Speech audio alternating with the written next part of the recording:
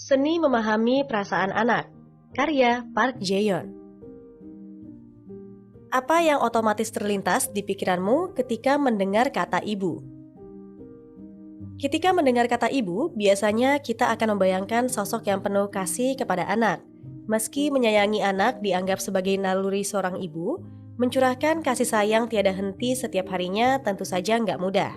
Tak jarang, ibu pun menjadi kewalahan. Seorang ibu pasti deh pernah bingung bagaimana cara menghadapi anak yang bertengkar, berbohong, nggak percaya diri, melakukan kesalahan, dikucilkan dari lingkungan pertemanan, melihat pertengkaran orang tua, dan sebagainya. Situasi stressful ini lebih mudah ditanggapi secara emosional daripada rasional. Kita pasti nggak asing lagi kan dengan ungkapan emosional seperti, "Duh, kenapa sih anak ini susah banget nurut? Kamu nggak sopan ya ngomong gitu ke ibu?" Atau, "Jadi anak tuh yang percaya diri dong."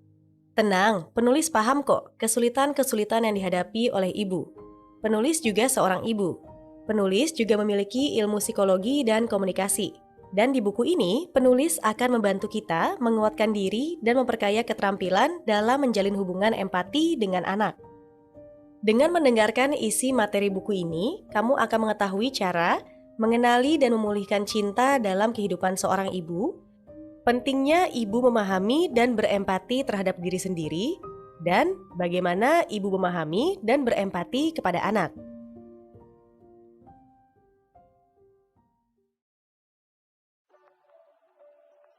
Cinta ibu itu asalnya dari mana sih? Mengasuh anak itu penuh tantangan dan sering bikin emosi. Ujung-ujungnya kita pun jadi merasa bersalah dan ragu. Apakah kita benar-benar mencintai anak kita? Kita boleh saja memperbanyak cinta kita untuk anak, tapi kita juga harus mengapresiasi cinta yang telah kita berikan kepada anak melalui hal kecil. Sebagai ibu, kita butuh cinta yang besar untuk diberikan kepada anak kita. Dan cinta yang kita berikan untuk anak kita terbentuk dari pengalaman yang kita lalui sepanjang hidup. Jika waktu kecil kita mendapatkan kasih yang cukup dari orang tua, hal itu akan mendukung dan membantu kita saat menjadi ibu. Di sisi lain, kita pun pasti pernah merasa nggak dicintai. Dan pengalaman itu meninggalkan luka batin yang memengaruhi kita saat berkomunikasi dengan anak. Jika waktu kecil kita sering dimaki, kita pun lebih mudah memaki anak kita nantinya. Untuk itu, kita perlu berusaha untuk memulihkan luka batin tersebut. Pengalaman menyakitkan itu terjadi bukan karena saat kecil kita pantas mendapat kekerasan. Hal itu terjadi karena keterbatasan orang tua dalam mengekspresikan cintanya. Kesadaran itu dapat mengingatkan kita kalau tiap anak yang hidup pantas dikasihi dan membuat kita nggak mengulangi kesalahan yang diperbuat orang tua kita, dan belajar menerapkan cinta tak bersyarat dalam pengasuhan kepada anak.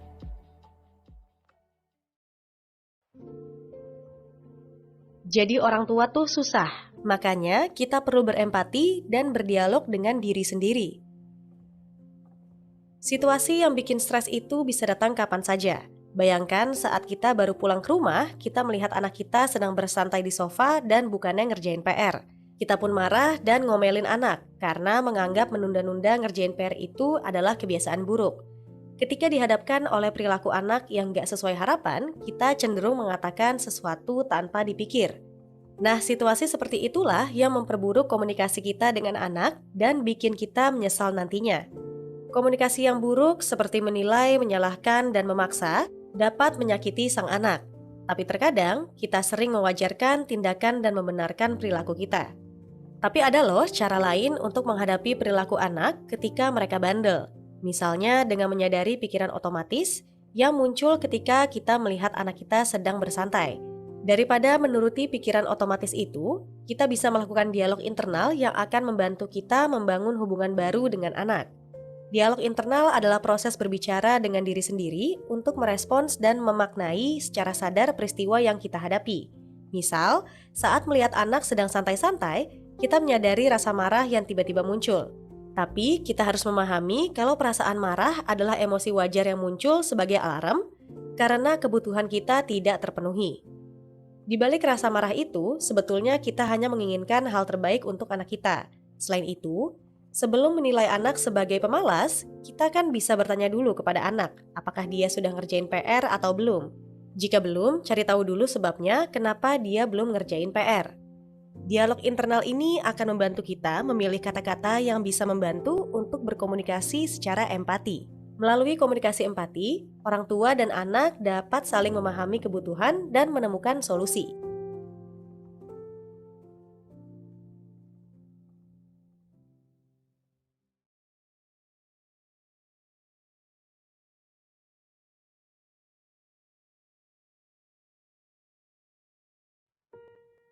Karena anak dan orang dewasa berbeda, komunikasi empati sangat dibutuhkan. Kita perlu memahami keterbatasan anak yang berpikir hanya dengan menggunakan sudut pandangnya sendiri. Mereka butuh gambaran situasi yang nyata dan jelas, dan masih perlu belajar banyak hal.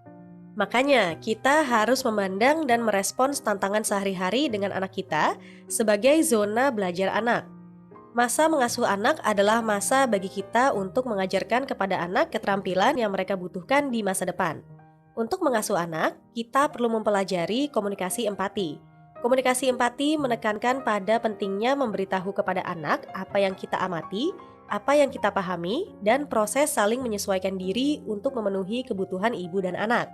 Penulis membahas 23 situasi yang perlu kita persiapkan dalam mendampingi anak. Selain situasi sehari-hari, penulis juga secara sensitif menggambarkan kemungkinan situasi ekstrim yang dapat dialami sang anak, seperti berduka dan perceraian. Penulis juga membantu kita melatih komunikasi empati dalam berbagai situasi melalui lembar kerja yang tersedia di setiap akhir pembahasan. Selain itu, rasa cinta merupakan hal penting yang harus dikomunikasikan secara empati kepada anak, entah di situasi menantang ataupun kehidupan sehari-hari. Untuk mempraktikannya, kita bisa mulai dengan mengamati perilaku anak. Misalnya saat anak memeluk kita bisa berkata, "Terima kasih karena sudah memeluk ibu ya. Capeknya ibu habis kerja langsung hilang." Nah, hal-hal kecil seperti itu dapat membuat anak merasa berharga. Komunikasi empati memang gak akan bisa selalu diterapkan. Wajar bila suatu saat kita merasa lelah hingga sulit mengelola emosi. Namun, penulis mengingatkan bahwa sambil mengurus rasa lelah dalam diri kita perlu memikirkan kondisi anak yang masih sulit memahami kondisi ibunya. Kita perlu menjaga agar hanya ada 1 kali lepas kendali di antara 5 kali komunikasi empati yang berhasil kita praktikan. Tujuannya untuk mempertahankan hubungan orang tua dan anak yang baik.